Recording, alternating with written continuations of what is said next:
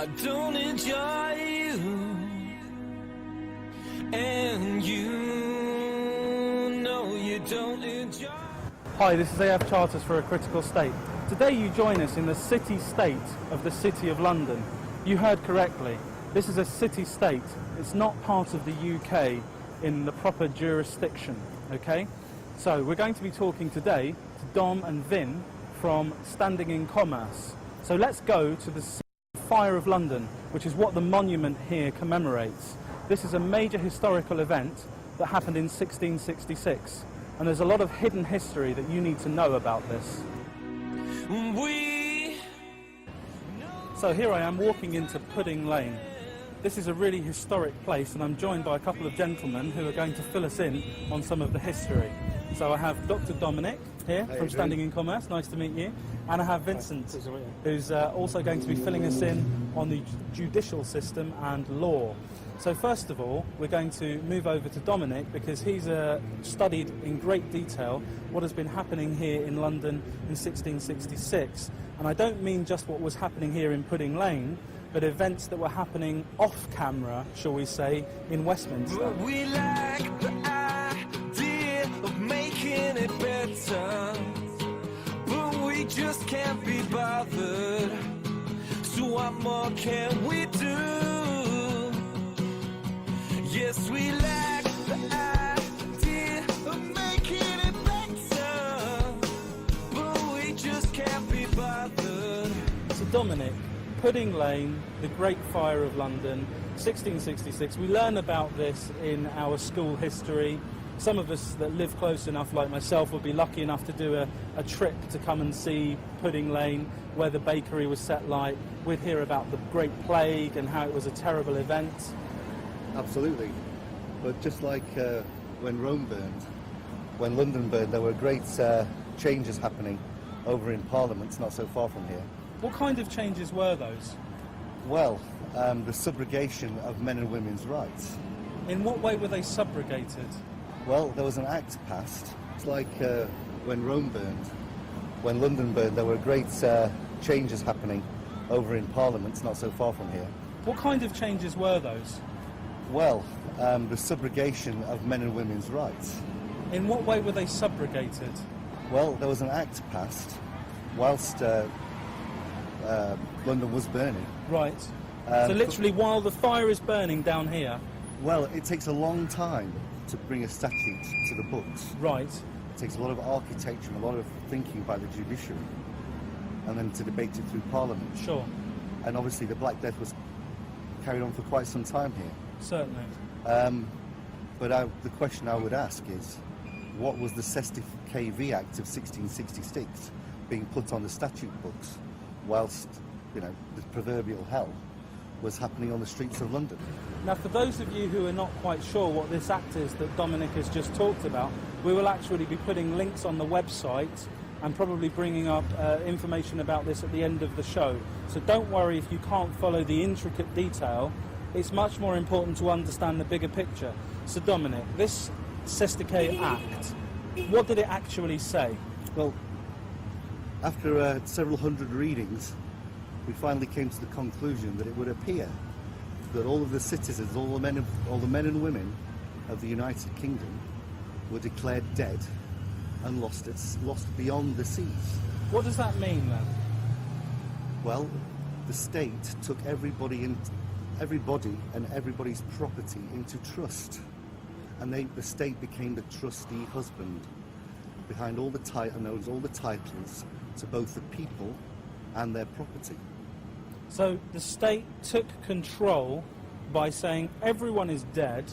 And until a living man or woman comes back and claims their titles, and when they do prove that they are alive, then the titles can be revested and they can claim for damages. Okay, so essentially where we are right now is that still today here in 2009, that legally speaking, you and I, on camera, we are dead. Absolutely, because you didn't claim your titles back after 7 years, as it says in the statutes. Wait a minute, 7 years after 1666? 7 years after you were born.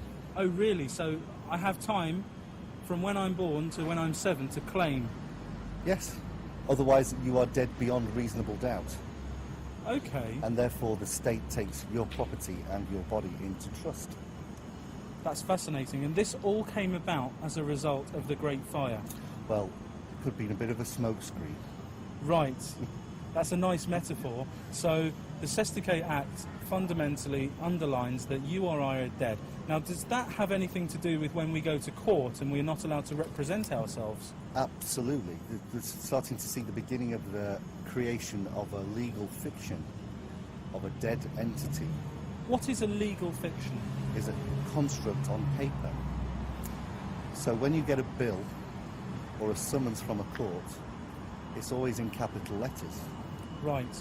Now, last time I went into a graveyard, all of the on all the graves, all the names, all the men and women were in capital letters. Right. That's mortmain, probate, death. Right. So the state or the corporation that writes to you in all capital letters is writing to a dead legal fiction. So do I have a legal fiction? A legal fiction was created when your mother informed the state or the Registrar General that there was a new vessel in town when you were birthed. So you have a birth certificate just like a ship. Now, a birth certificate is spelled B-I-R-T-H, but we're talking about a berth, as in B-E-R-T-H, which is where you would moor a boat. Is that correct? Correct. Now, your mother had a birth canal, Right. just like a ship. Okay, so I think you could say that beyond reasonable doubt that the legal fiction is classified as a vessel, and as we now understand, is floating on the sea of commerce. so I'm an actor in commerce. Yes, you have a legal fiction which allows you to operate in commerce, and it was created when your mother and father registered you and got a birth certificate from the Registrar General. But they didn't know anything about this, right? They didn't know anything about it. They just thought that they were doing the same thing as happened before in the 18th century and before, where people would go to the church and ask the priest or the vicar to give them a slip of paper and put them into the local registry in the church and give them a copy for their own Holy Bible at home. So when did this change over?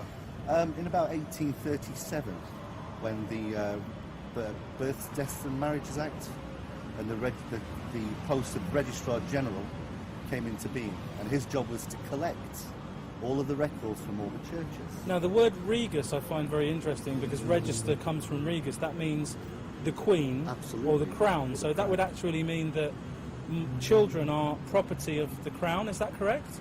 The legal fictions are indeed. So does that have any ramifications for our viewers? Well, the Registrar General holds everybody in custody.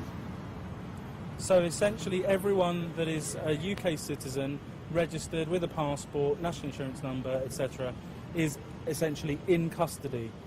That's right. But being in custody typically is something that you think of as the police doing when you've done something wrong. But that doesn't necessarily mean that custody in the way that you're using it is a bad thing. No, the creation of the legal entity, sometimes known as a Strawman or a straw party, allows men and women, one, to function in commerce, and two, to accept the benefit privileges provided by the state. What kind of things Such are as that? such as national health insurance, national insurance, the dole, clothes, food, heat. Right. No, it don't enjoy nothing about being me and you. So what we're actually talking about is that we are in custody. We don't know that we have a legal fiction, but that's not necessarily a bad thing. No, because the majority of the people in this country and everybody that operates this system worldwide under the International Monetary Fund, we hope that the vast majority of people are fed, sheltered and watered. But unfortunately, as we start seeing these systems break down and not operate to the benefits of the people, this is where things start going wrong.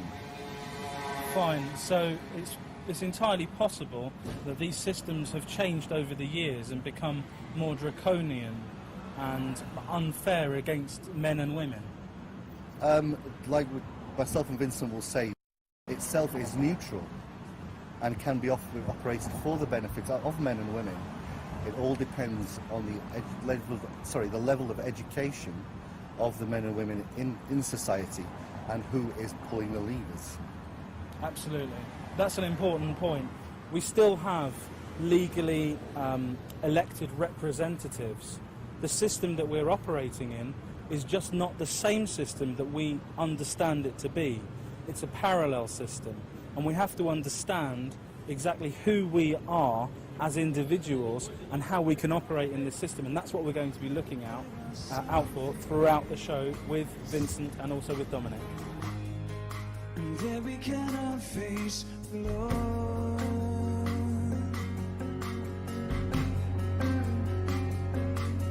So I hope that you find what it is you're looking for.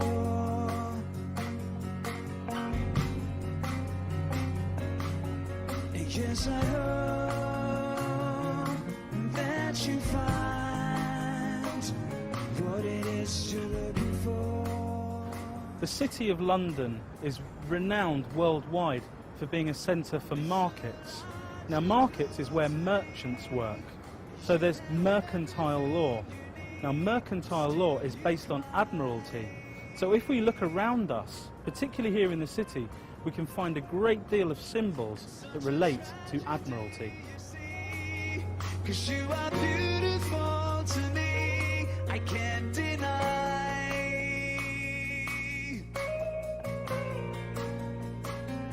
See, there are some things that we cannot face alone.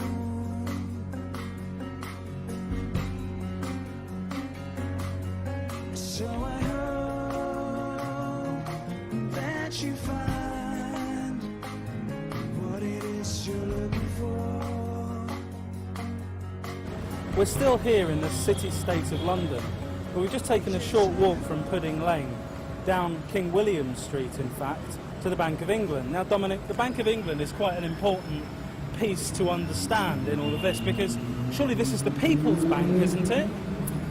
Well, we believe it was the People's Bank in 1946 when it was taken from private hands, allegedly, into the public. But unfortunately, as it says in the statutes, the shareholders from the private Bank of England did a one-to-one stock swap with the new bank. So the private shareholders are still the public, are the shareholders of the public bank. So on the news, we're forever hearing about the Bank of England and how it's going to be issuing currency and doing things for the people of the United Kingdom. So is this actually our bank? Well, the building might be the People's Bank of England, but in 1946, when it was taken into the public, there was a one-to-one stock swap with the private shareholders from the private Bank of England. Therefore, even though the bank building itself might be in public hands, the shareholders, of whom I've yet to find a list, are private. So you're saying that where we are at the moment is that the Bank of England serves interests other than those of the people of the United Kingdom, i.e. a list of potential investors whose names remain private? It could well be, Adrian. And if you look at the definition of the word "of" in a legal dictionary, it can also mean without. So that means the bank without England? Correct. What does that actually mean? Well, it would appear that the Bank of England behaves in the same manner that the Federal Reserve does, which is known to be a private bank that issues private currency. So if an organisation is issuing private currency, the interest that it puts on it, where does that actually go? Well, that's a question for another day, Adrian, because I think it might create too much controversy. But, you know, we can talk about that at a later time. Absolutely. So the currency that's issued by the Bank of England, which at the moment is the sole organisation able to issue currency in this country, is that backed by anything like gold? I mean, this is a pretty substantial building. It used to be backed by gold until about 1914, where you could go in and take a £5 note or a £10 note into the Bank of England and have it redeemed by gold or silver coin. Now, 1914 is quite an important historical date because it's the start of the First World War. Well, I don't enjoy you, and you know you don't enjoy me. We know we don't enjoy nothing about being me and you. Right, so up until that date, I would have been able to take in a £5 note and get £5 worth of gold or silver coins. Yes, or a certificate for it. And nowadays, if I go in there and take a £5 note in there, what will they give me back? A £5 note. And what's that backed on? What's that backed with? Well, if it's not backed by gold or silver, then the only thing that it can be backed by is the population's labour, past, present and future, which is represented by your birth certificate. We as a population have been pledged to the IMF as the surety to pay back the creditors in the global bankruptcy. That's an interesting point that you know. You say global bankruptcy, so are you suggesting that we are bankrupt? Men and women are not bankrupt. Men Right. and women are the only source of credit, but the public is bankrupt and all the corporations are bankrupt. What event brought about this bankruptcy? Well, bankruptcy for this country has been going on since we started going to war and colonising everywhere. But bankruptcy can be brought on by world wars, by catastrophes, or by writing large numbers of bonds as sureties for banks. Is that something that's been happening recently? About 63 trillion of them. 63 trillion pounds or dollars? Dollars. So the currency that gets issued at the Bank of England, if it's not backed by gold or silver, does that mean that we, standing here, are actually the treasure? Absolutely. We are the gold. So how does that play out in terms of our debts and all of the things that are happening around us? Well, for instance, I think we're having the Olympic Games here in 2012 in London. That's absolutely right. And the last time I looked, the government didn't have any money. So what does it do? It issues some bonds or some treasury bills or some treasury notes or some treasury bonds, which are bought by investors. And that money goes back into the economy in order to pay for the people to build the National Stadium, for instance, the Olympic Stadium. So we're paying for the Olympic Games. Of course we are. And some people say that wouldn't be a bad thing. But unfortunately, you're paying taxes for the privilege of using somebody else's currency and paying back the principal and the interest on the original loan that was given against the treasury bonds, the treasury bills and the treasury notes. So ultimately, when the Olympic Stadium has been built, the men and women of Britain have used their own resources to build a stadium that doesn't belong to them and paid the privilege, the principal and the interest on the original loan, plus the taxes for the privilege of using somebody else's fiat monetary system. There's a lot of information there that you've just mentioned. Let me just break that down a little bit. So what you're actually saying is that a private corporation will actually own the Olympic Stadium. A private corporation will be responsible for the running of the Olympic Games and will be able to sell commercial rights, yet we the people are actually the ones that own it and that should be profiting from that. But even if we did own it, you've still paid the principal and the interest back to the people that originally bought the Treasury bonds and the Treasury bills that were sold by the Bank of England in order to raise the money. That's quite an interesting perspective on things. Why is it that this information is not more readily available in the public? Because we don't get time. And our education system doesn't furnish people with this information readily. Where can viewers that are watching this get more information about these kind of subjects? Well, we'll give you a list and a few PowerPoint slides that you can put up on. Fantastic. That would be great. All the references that we covered today will be available through your TV program. Are you planning on doing any talks or presentations about this in the future? Well, we've been running presentations, not just about the historical perspective and how this system was put in place, but giving people practical solutions about how they can operate as a creditor in the bankruptcy. Yeah, I think that's something that we'll be looking at a little bit later in the show. Thanks very much for that. Thanks, Adrian.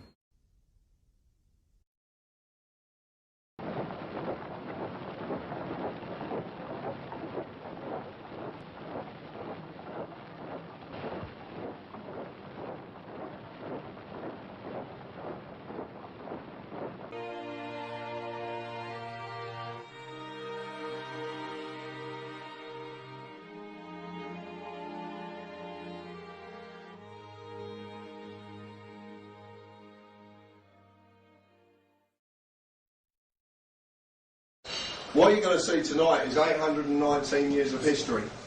Well, not all there, I promise you. But very key aspects of this history that's led us to where we are now. So, what we're going to do tonight is we're going to take a conspiracy, I hope you all know what conspiracy theories is, I presume you all do, and we're going to turn it into fact. Real fact, you can go and check out. I don't want you to believe a word I'm saying tonight. Absolutely, I want you to go and check this stuff out for yourself. When you check it out, you will suddenly find that there is a lot of truth out there, you just got to know where to look.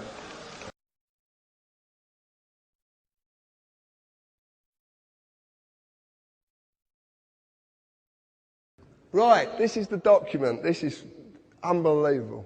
Right, this is, you've all seen this, yeah? You know what this is, yeah? Birth certificate. Right. You get a certified copy, you do not get the original, because that goes somewhere else. This up here, when you actually look at this, you look at this, and you get your own. When you get home, or you get your kids, whatever, get this document and look at it, because it's phenomenal what they've done. The name of the person's being created in capitalised surname. See the surnames in capitals, okay? It's a fiction. This is being created. That fiction is going to be created there. But what they need is, they need another fiction to do it. They have to have a fiction there to do this, who is the informant.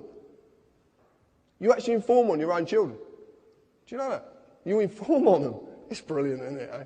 And your qualification is, you're one of their parents. Mad, mad.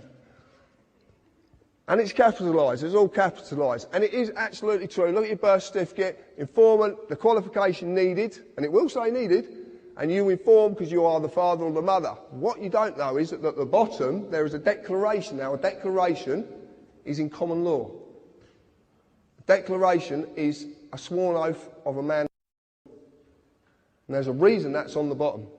Because without that man or woman being present, the fictitious mother or father isn't present. Now you're seeing that the person is attached to the human being. But to do this, they need the human being to be there. That's why there's a declaration at the bottom of it. And this, it says it quite simply. You have to be present to represent the person needed to create the new person's legal personality. I know it's a tongue, believe me, it's mind-boggling, but it really is. This is what we found. And it all makes sense. That's the point. This is what I want to tell you about it. And then you register it to a corporation. The General Register Office. Get your birth certificate and lift it up and you'll see GRO. It's a General Register Office. That's who you're registering it to. Registration and your children. And this is not funny. This is really, really true. Okay? To this day, registration still means the same thing. You hand over or you transfer the legal title to the body you have registered it with. As you have seen, the worst possible way this has been done is by the birth certificate. It's been abused. A simple show of this is do you have to mandatory school your children? Well, you do. And can you take them on holiday when you want to? No. Because what happens when you take them out at term time? I know people have received £100 fines for taking their kids out at term time, taking them on holiday. And they have to be vaccinated. The thing is, it's their property. You signed over title ownership of that child to the government when you registered it. You've got no claim to your children whatsoever. You just don't know it because you've been duped.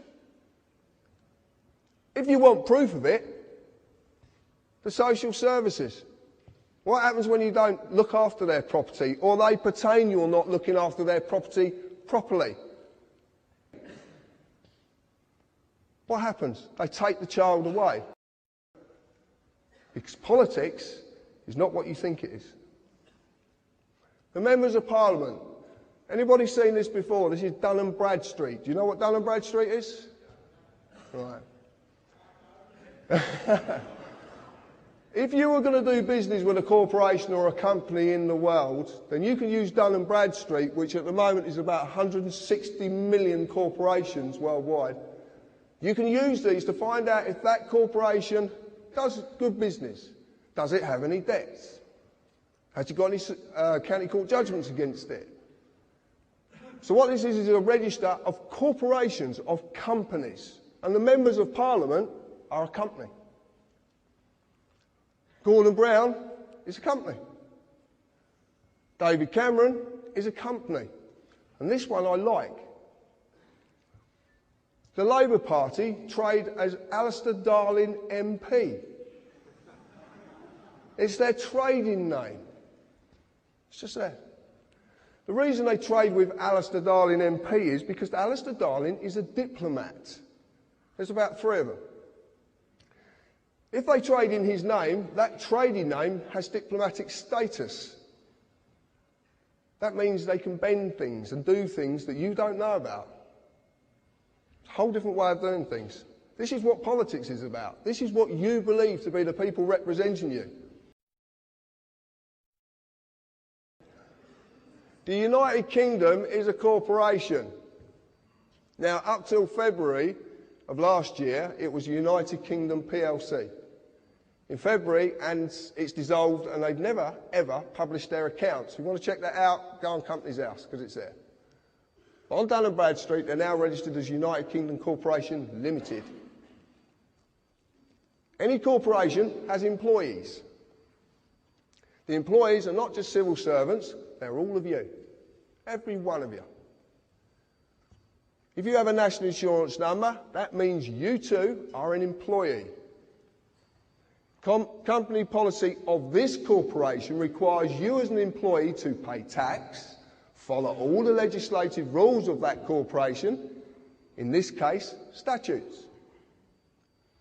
As in any company, if you break the rules, you will be disciplined under that company's legislation.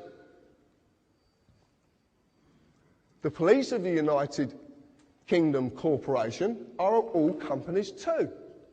Run for profit. Because that's what companies basically do. They run for profit. And who are they making profit for?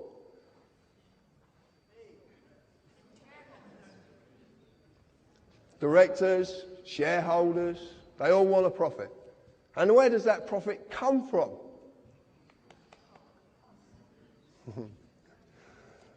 The corporate policy enforcement officers, their job is to enforce the rules of the corporation. The courts of the United Kingdom Corporation are all companies run for profit as well. If you break the rules, you will get an invite, which is a summons. You will to their place of business to discuss your punishment. except that they are not inviting you. You just think they are. Even the highest court in the land is a corporation, the House of Lords. So, we believe that the courts are issuing us justice. We believe that we're going to get a lawful trial. There is a massive difference between lawful and legal. Massive difference. You like this picture? This is very, very important. I want to explain something. During my life growing up, I am a fully fledged carpenter as well. And that's all I do. I'm just a working class man. All through my life, I was a bit of a bugger when I was young, to say the least. And there was a policeman called Mick Reed, who was a very dear friend of mine, who helped me incredibly when I was young. Because when I was growing up, I didn't fit into anything. I didn't fit into any group, or I didn't fit a slot. I always questioned everything, and I questioned discipline. I questioned authority if I thought it was wrong. And I suffered for it as well, many, many times. But Mick showed me that there is what a real policeman's about. And this is where this comes from. This is where I understand this now. A policeman, a human being, his duty under common law of this land is to serve and protect every individual in this land. You've heard Albert say this today. That is his duty. That is what he does his job for, to serve and protect and never, ever delay right or justice to any individual in this land. That's their job. They must uphold the common law. But they have a fiction attached to them called a police officer. Now, if you look at the word officer, it comes from the corporate world. What's a CEO? Chief Executive Officer. It's all officers. They're unbelievable. This man on my right is who enforces statutes on you. This man protects you. But the trouble is, the boys in blue, who I've got all the admiration in the world for, because I've got a lot of friends in the police force, don't know the difference. They don't know the difference anymore. And some of them didn't know the difference in the first place, because they're being told wrong. They're not being told about this bit, they're only being told about this bit. And funny enough, I had a conversation with Albert the other day, and he was telling me some things that are going on in the police force regarding their training at the moment. And all of them are being trained to be this.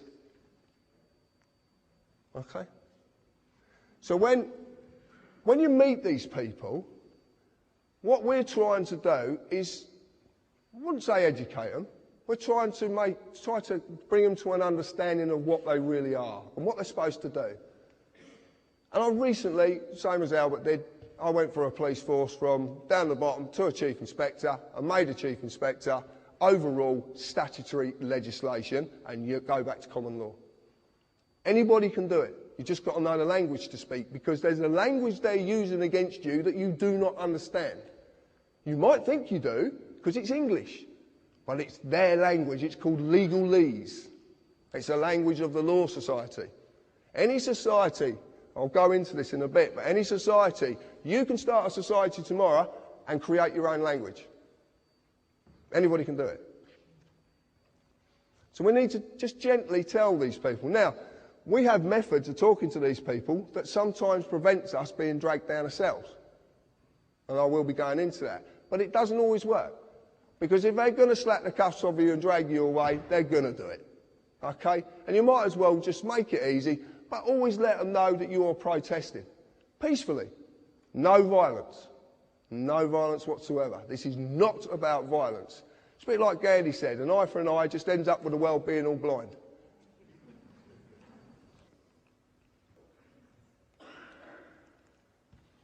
Know who you are. If you go to court, which I've had a few accountants with, to say the least, it's a corporate place of business. And they will immediately ask you for your name. Okay? Your name. They will even presume to know who you are. And they will ask you as such. They would say to me, Mr. Harris, Mr. is the title of something with legal personality, status. I was named by my parents, but I wasn't called Mr. John Harris. Well, I don't think so. If I reply yes, guess what I've agreed to represent? A man cannot be acted upon by statutes, nor can a woman, a human being, a living soul. These only apply to the fictional entity which is the legal personality, i.e. Mr. John Harris in full caps or Mr. J. Harris. Every title in this land is a fiction. If you're Lord whatever, it's fiction. Every title is a fiction because it doesn't apply to a human being. It's the legal status. Remember the word status? It comes into everything. Do you like the pictures? Photocopy as well. Right. It's the easiest way of doing it because I wanted a cardboard cutout so I can say, look, this is the fiction and this is the living soul, because it's hard for you to grasp that you're two people. You just don't know you are. That's really hard to grasp. Natural law and common law applies to me. Okay? Inherent law. You don't need even to be told it. You know what's right or wrong. Do you not? You know, don't you? It's inherent. It's just there. Commercial policy, civil policy and political policy applies to the fiction, but they need that to represent it, because that doesn't exist. The only basic principles that any people of any nation need to adhere to are those of natural law, which are mirrored in common law. Never harm or cause loss. It covers every eventuality. There is nothing it doesn't cover. Nothing. Common law applies to a man or a woman, a living soul. Statute rules apply to the person only when the man or woman consents to represent the person. Fixed penalty notices. So why are there so many fixed penalty notices? You get a fine for filling your bin up too much, or putting it out on the wrong day, or sticking it in the wrong position. Speed cameras, sworn documents. Well, what are these notices in the real world? They've been issued by corporations. And the corporations are dreaming up more and more reasons for penalising you. Penalised by the way of forfeit. Something surrendered subject to surrender as punishment for a breach of contract. These are called adhesion contracts. An adhesion contract is a type of contract that is legal and binding agreement that someone writes, makes it their, they basically do as they please. They've got all the bargaining power, they attach it to you, and it's to their advantage. A notice is not a bill. A notice is not a demand. If you went to a restaurant and the waiter come up and said, that's £60 for your meal and I serve you notice, what would you do? Pay or ask for a bill? Well, you'd pay then, obviously. You ask for a bill.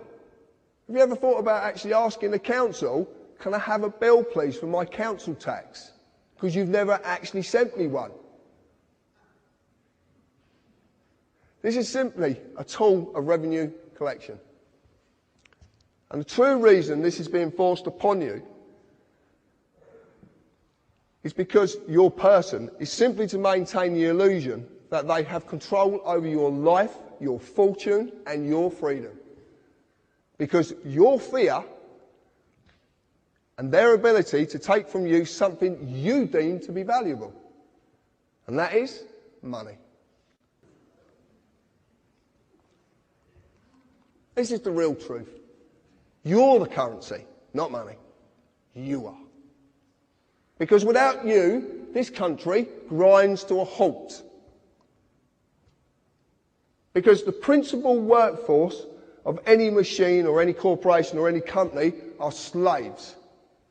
And they have to give you something to believe in so you will do that work and you will not question. And to make it valuable, they're going to stiff you with as many fines that are make-believe to make you give over that worthless piece of paper to another corporation just so you believe it's real.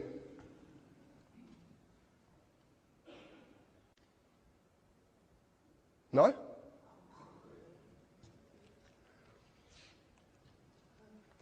This is what I entered into. Some of you might know what I'd done. A friend of mine, Robin, who sat in the audience, gave me some information once. And funny enough, another gentleman who sat in the audience gave me the same information. And I looked at it, and it's called Lawful Rebellion. It's actually wrote in Magna Carta 1215. It's Article 61. Now, I know a lot about Magna Carta now, and I know that Magna Carta certainly wasn't wrote for us. And we can't use it. We can't use it. But we can use the method of lawful rebellion, because lawful rebellion says, and what Article 61 actually says, it says lawfully hinder, and it says you must never ever use violence. We can't sort this out with violence. Because if we sort this out with violence, violence will always ensue.